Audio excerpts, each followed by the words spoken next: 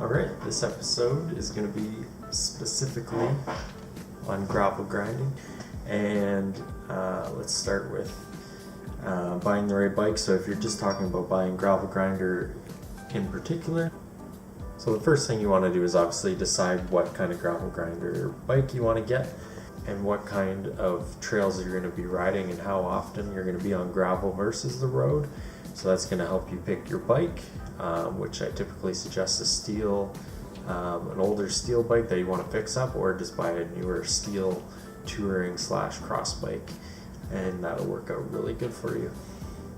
With a slacker head angle, so you're a little more comfortable, you can ride all day. And then I suggest getting bigger or smaller tires depending on how, like I said, how much road to gravel you're going to be riding. If you're going to be riding only gravel, then you can ride a little bit bigger of a tire with a little bit more tread on it, so it's not going to wear off as fast as if you ride a treaded tire on pavement all the time. You're going to wear it out really fast. Whereas if you're riding about 50-50, I would go with like the Clement Explorer, something like that, with like a hard rigid center, but then you got knobs on the side for the lower pressure and then gravel. And then you're going to decide how far you're going to go. But the biggest thing is going to be tires. Steel frame, nice, perfect tires for whatever you're choosing to ride, whether that's road, gravel, single track. Some good brakes. If you're going to ride single track is always a must, good brakes. But the bigger tire with the lower pressure and the good brakes is really going to help you stop when you start riding the single track, because your back tire slides a lot if your tire's too small and too hard. And then in the winter, I would suggest obviously getting like a Schwalbe. So in the winter, I would suggest something like this. I don't know, that should focus in a second. Well, it's an all-around winter tire. It's great for winter, but it's what do they call it?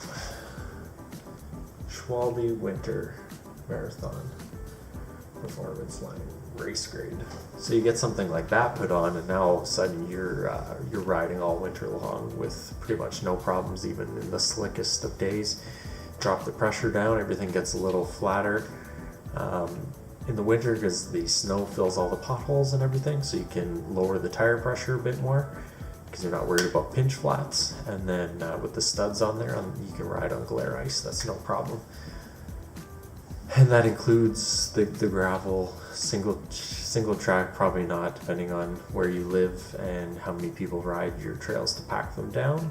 You could potentially ride single track, but I don't suggest it in the winter.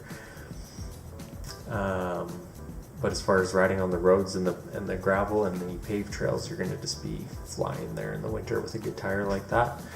And that's pretty much it. Hopefully that helps you decide what you're going to be doing with your bike and what kind of bike you should get.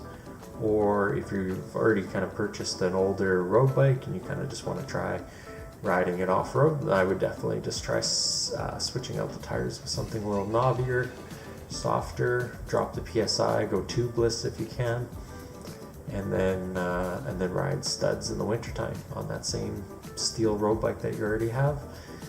Maybe bring the handlebars up a bit so you're a little more relaxed and you're good to go. So I hope you guys like the video, and we'll see you guys in the next one.